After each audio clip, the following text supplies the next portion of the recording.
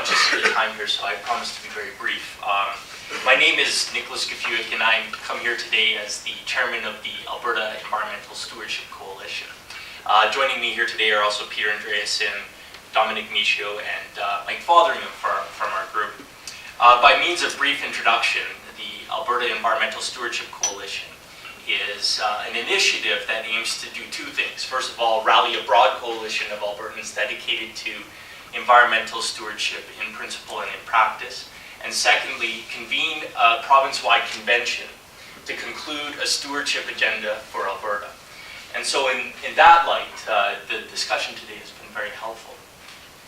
Before I say anything further, I wanted to thank Toby Heaps and the rest of the team from Corporate Knights for pulling everything together today. So thank you very much. Well done.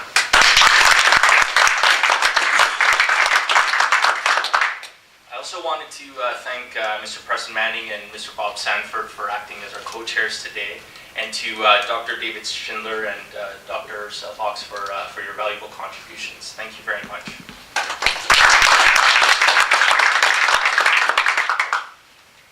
And finally, thank you all for taking the time out of your busy schedules. I know you got to get to the offices here, so we'll get you out right away.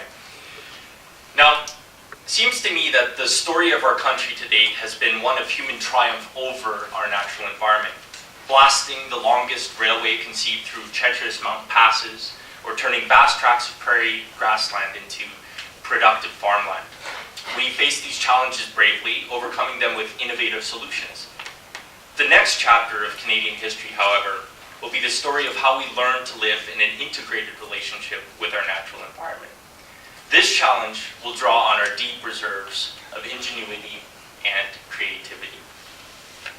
What we have discussed here today is not a conclusion, but instead an opportunity to move forward.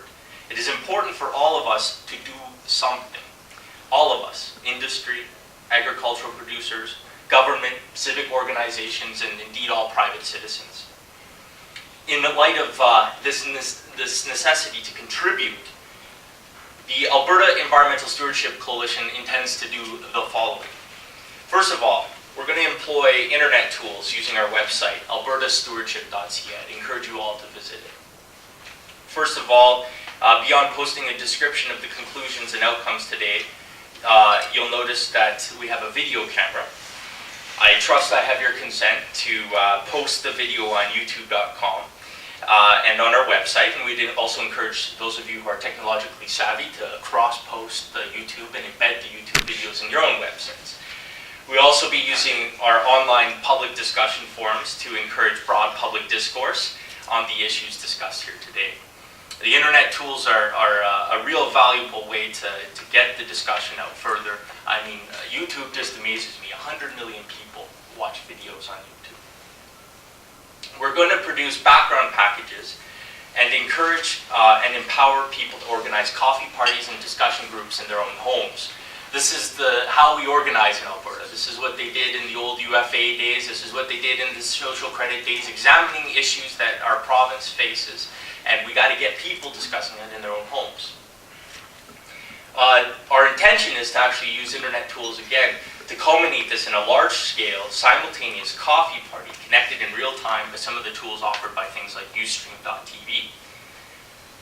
And finally, we plan to organize a series of public events to subject what has been discussed here today to substantial public scrutiny and input.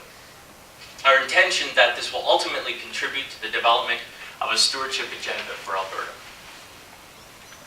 We also hope that we can work with all of those assembled here to organize public events, to organize these discussion groups and coffee parties, and to develop this stewardship agenda for Alberta.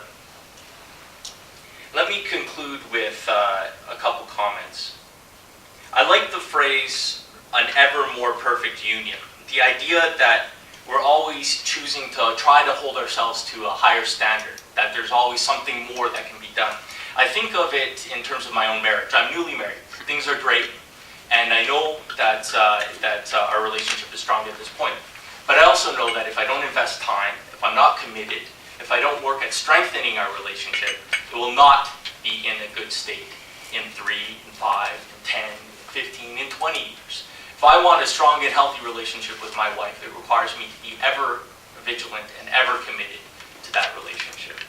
In the same way, I'd like to leave today with an appeal to all of you to be prepared to do something or to do something more. I know many of you are already doing something.